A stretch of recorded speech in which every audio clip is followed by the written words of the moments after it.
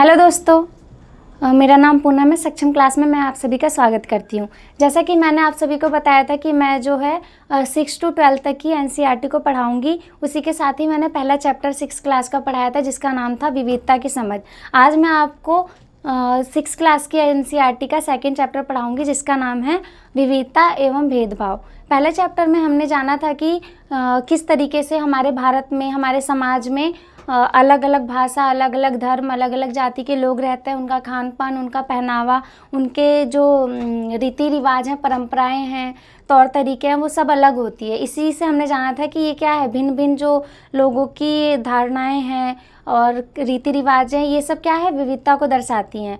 और इन्हीं से हमने जाना था कि इसी को क्या कहा जाता है, विविधता।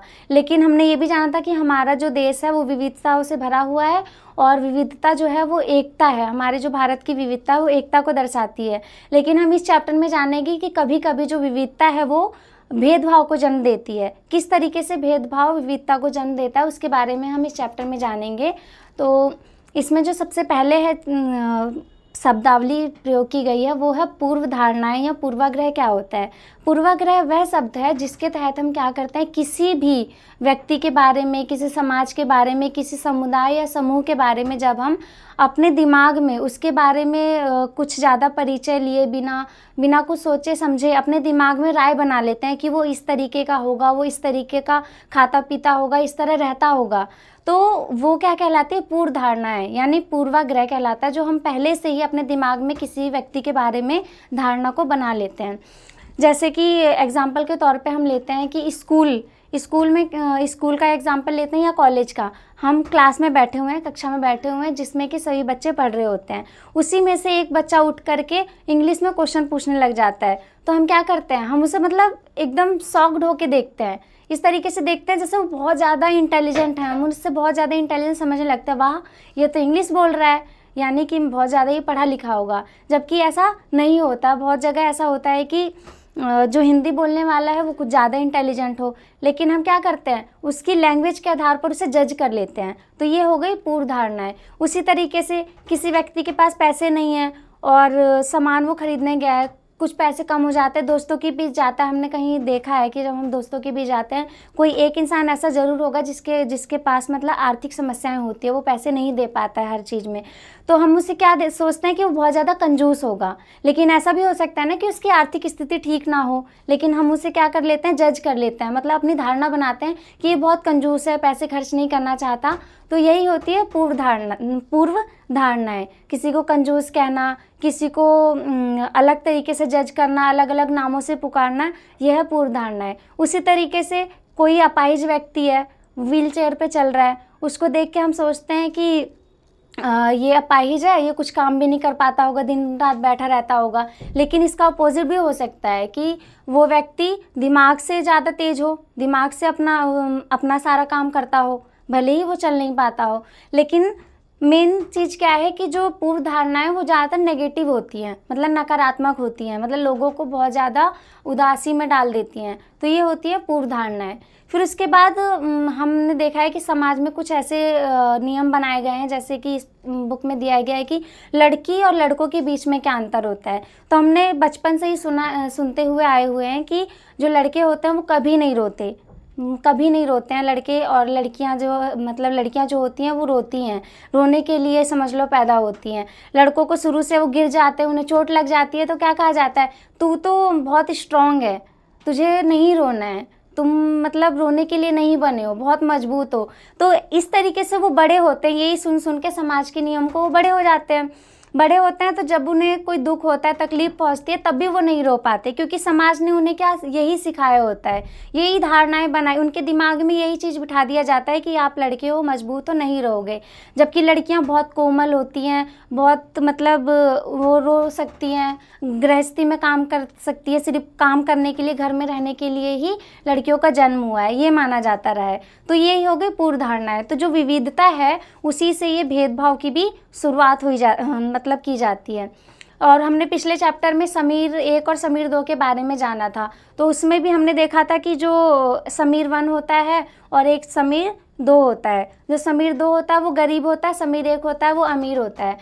तो यही होता है कि संसाधनों की जो असमानता है वो भी भेदभाव को जन्म देती है। वो विविधता थी लेकिन भेदभाव भी तो होगा। जो अमीर है, जो अमीर समीर था, वो किसी भी हॉस्पिटल में जाएगा, किसी भी स्कूल में जाएगा, उसे अच्छे से दाखिला मिल जाएगा, उसको इंग्लिश भी आती थी, तो इस तरीके से उसके साथ कहीं भेदभाव नहीं आएगा। लेकिन जो समीर 2 था उसके साथ भेदभाव हर स्तर पर किया जाएगा, क्योंकि उसके पास ज़्यादा संसाधन भी नहीं थे। वो हॉस्पिटल में जाएगा, वहाँ पे भी उसे मतलब ज़्यादा जो प्रायोरिटी है वो नहीं मिल पाएगी। ठीक है। उसके अलावा इसमें एग्जाम्पल दिया गया है कि शहर और गाँवों मतलब गाँव में और शहर में क्या अंतर है। हमने जब भी हमारे दिमाग में हम सोचते हैं कि शहर जो होता है वो गाँव होता है, क्या अंतर है, तो सबसे पहले धारणा जो बनी पड़ी है वो ये बनी हुई है कि जो गाँव होते हैं वहाँ के लोग जो हैं 12-13 घंटे सिर्फ खेतों में काम करते हैं, खेतों में काम करते हैं। दूसरा, वो धोती कुर्ता यही पहनते हैं। उसके अलावा छोटे छोटे घर होते हैं, महिलाएं घर में रहती हैं, ये सब धारणा बनी हुई है। दूसरी तरफ शहर के लोगों के लिए क्या बनी है कि जो शहर के लोग हैं वो छोटे छोटे घरों में रहते हैं और बहुत ज़्यादा आलसी होते हैं और सिर्फ पैसों से मतलब होता है शहर के लोगों का। तो ये सब जो है धारणाएं बनी होती है, जबकि इसके पीछे की जो सच्चाई है वो कुछ और भी होती है। क्योंकि गांव में कुछ ऐसे किसान भी हैं जो अच्छे कपड़े पहनते हैं, वो अमीर भी हैं, खेती भी करते हैं। दूसरी चीज़, शहरों का जो दूसरा नज़रिया है वो है कि वहाँ पे गंदगी भी कितनी ज़्यादा है। ऐसा नहीं है कि जो शहर है वो सिर्फ मनोरंजन के लिए विलासतापूर्ण जीवन जीते हैं, आलसी होते हैं, ऐसा कुछ नहीं है, होते हैं थोड़ी बहुत। और उसके साथ ही जो शहर वाले होते हैं वहाँ पे बहुत ज़्यादा गंदगी भी होती है, ऐसा देखने को मिलता है। तो ये हो गया पूर्व धारणाएं। उसके बाद हम पढ़ेंगे कि रूढ़िवादी धारणाएं क्या होती हैं।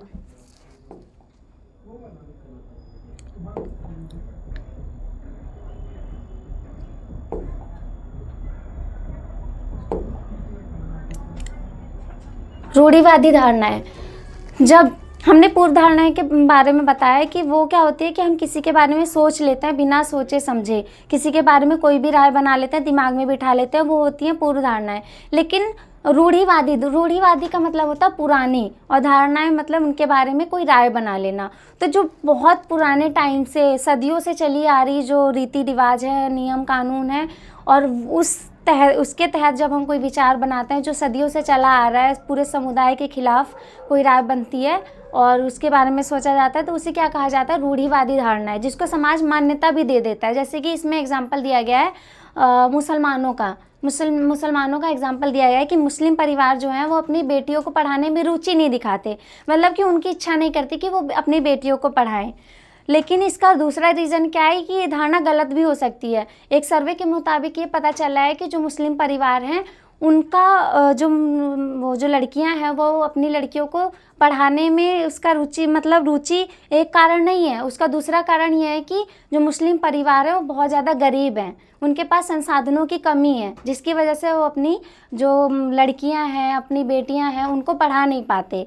तो ये क्या है, समाज की धारणा है कि मुस्लिम परिवार अपनी बेटियों को पढ़ाने में कोई भी इंटरेस्ट नहीं लेते हैं। लेकिन जबकि जो रीज़न है वो क्या है कि वो जो परिवार है मुस्लिम, वो बहुत ज़्यादा गरीब है, जिसकी वजह से वो अपनी बेटियों को पढ़ा नहीं पाते। लेकिन अब जो है वो समाज बदल रहा है, मुस्लिम परिवार समृद्ध हो रहा है, तो जिसकी वजह से मुस्लिम लड़कियां भी पढ़ने की इच्छुक हो रही हैं।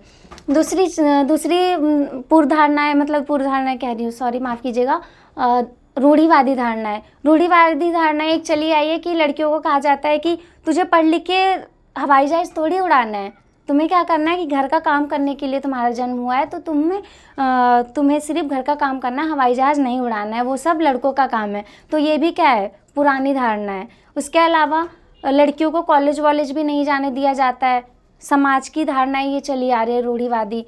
तो ये क्या हुआ, धारणाएं जैसे कि किसी को अपराधी, कंजूस, कोई एक समुदाय जैसे हो गया बंगाल का जो नक्सलवाड़ी क्षेत्र है, दार्जिलिंग का, और इधर कैमूर की पहाड़ियाँ हो गई, तो वहाँ पे माना जाता है कि जहाँ भी सुनोगे आप, अगर कैमूर का नाम ले लोगे, दार्जिलिंग का नाम ले लोगे, तो क्या कहा जाएगा कि वहाँ पे तो नक्सलवाड़ी रहते हैं जो हमला करते हैं। लेकिन ऐसा थोड़ी है, वहाँ पे और भी तो लोग होंगे जो नहीं करते होंगे ऐसा।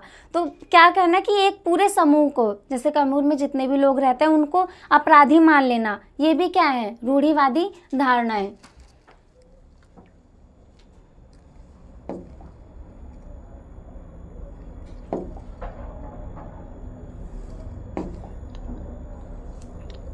भेदभाव कब होता है? अब इसमें एक जो है वो भेदभाव कब होता है, असमानता और भेदभाव।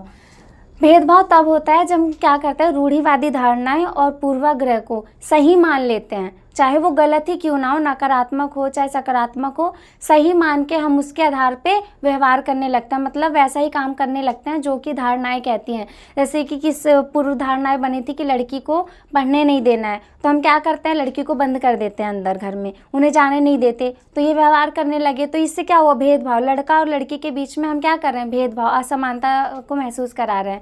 दूसरी तरफ भेदभाव किस तरीके से आता है कि मान लीजिए छोटी जाति है, दलित जाति है, हरिजन है, उन सबको एक ही कुएं से पानी नहीं भरने दिया जाता। समाज से शुरू से ही आया गया है कि जो ये जाति है, दलित लोग हैं, ये गंदे लोग हैं, ये सही साफ सफाई नहीं रखते हैं, इनका काम छोटी जाति में हुआ है तो छोटा ही काम करेंगे। तो ये धारणाएं समाज में पूरे तरीके से पुराने टाइम से ही चली आ रही हैं।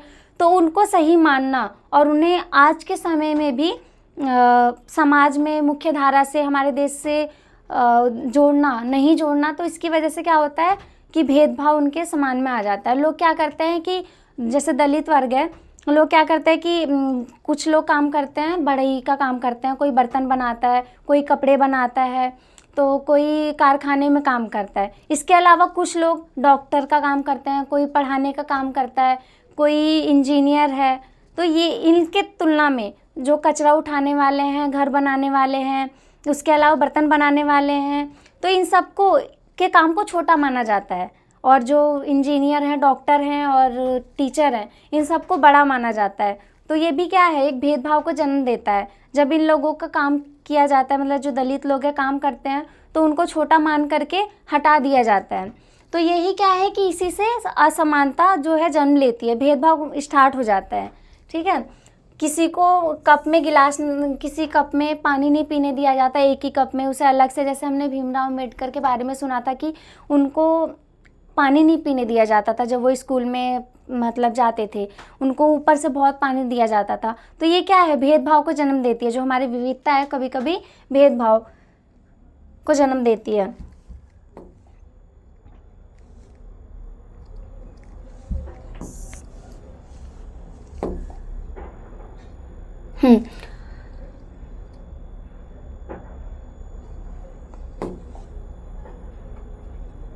इसमें है, इस चैप्टर में एक अम्बेडकर जी की स्टोरी दी गई है कि किस तरीके से उनके साथ भेदभाव किया गया था, मतलब किस तरीके से विविधता होने के बावजूद भी भेदभाव को विविधता ने जन्म दिया था। भीमराव अम्बेडकर अपने भाई के साथ में स्टेशन गए थे, उन्हें कोरेगांव, महाराष्ट्र में पड़ता है, 1901 की बात है, जब भीमराव अम्बेडकर 9 साल के थे। तो वो कोरेगांव गए थे और उन्हें जाना था अपने पिताजी से मिलने के लिए। वो स्टेशन पे गए, क्योंकि हमने देखा है कि भीमराव अम्बेडकर हमेशा से ही सूट वूट पहन के रहते थे, हमेशा मतलब थोड़ा ठीक ठाक कपड़े पहन के रखते थे। तो जब वो स्टेशन पे गए तो बहुत देर तक खड़े थे, उन्हें कोई लेने के लिए नहीं आया। उनके पापा को आना था लेने, पर वो आ नहीं पाए थे। तो वो 2 लोग आराम से बैठे हुए थे, काफ़ी टाइम हुआ। उसके बाद स्टेशन मास्टर आया, उन्होंने देखा कि क्या हुआ, कैसे, मैं तुम्हारे लिए गाड़ी बुक कर देता हूँ, चले जाओ, मतलब पूछा। उन्होंने बोला हाँ ठीक है, हम चले जाएंगे, हमें जाना था कोरेगांव, हमें रास्ता भी नहीं पता है, हम कैसे जाएं। तो स्टेशन मास्टर बहुत ज़्यादा मतलब उनकी हेल्प करना चाहता था, लेकिन क्या हुआ, उसी टाइम पे उन्होंने बताया कि हम महार जाति से हैं। जब स्टेशन जो मास्टर था उसे पता चला कि ये महार जाति से है, तो उसका मुंह जो था ना वो उदासी से भर गया, मतलब एकदम शॉक हो गया, आश्चर्यचकित हो गया कि ये तो अछूत है, दलित जाति का है, इसके साथ मैं कैसे खड़ा हूँ। वो बस इतना सुनते ही वो चला गया। तो फिर अम्बेडकर जी को ये लगा कि मतलब क्या है ये चीज़, मतलब बहुत ज़्यादा उन्हें बुरा लगा कि किस तरीके से जाति के नाम पे हमें इतनी देर से वो मुस्कुरा के बात कर रहा था, हमारा हालचाल पूछ रहा था। जैसे ही जाति का नाम पता चला वो यहाँ से चला गया। तो वहाँ पे जो गाड़ी वाले थे, जो स्टेशन मास्टर थे, उन्होंने हल्ला मचा दिया आसपास के एरिया में, जहाँ स्टेशन का गाड़ी वाड़ी चलती हैं एक जगह से दूसरी जगह जाने के लिए। हम छोटी छोटी गाड़ियाँ बुक करते हैं ना, छोटी छोटी जगहों को मतलब जाने के लिए, पहुंचने के लिए। तो जैसे ही आसपास के लोगों को पता चला, जो रिक्शा चलाने वाले थे, गाड़ी चलाने वाले थे, उन्हें पता चला ये महार जाति के हैं, सबने अपने गाड़ी में बिठाने से मना कर दिया, कोरेगांव ले जाने से मना कर दिया कि आप तो अछूत हो, महार जाति से हो, तो हम आपको नहीं ले जा पाएंगे। तो इस तरीके से ये भेदभाव को दर्शाया कि कैसे अम्बेडकर जी वहीं पे रह गए, वो जा भी नहीं पाए। किसी भी रिक्शे वाले ने अपने में गाड़ी में बिठाने से मना कर दिया कि हमारी गाड़ी भी जो है अपवित्र हो जाएगी। तो ये है भेदभाव, किस तरीके से भीमराव अम्बेडकर के साथ भेदभाव हुआ। तो ये स्टोरी इसमें पढ़ी। उसके अलावा आता है इसके बाद के लिए संघर्ष।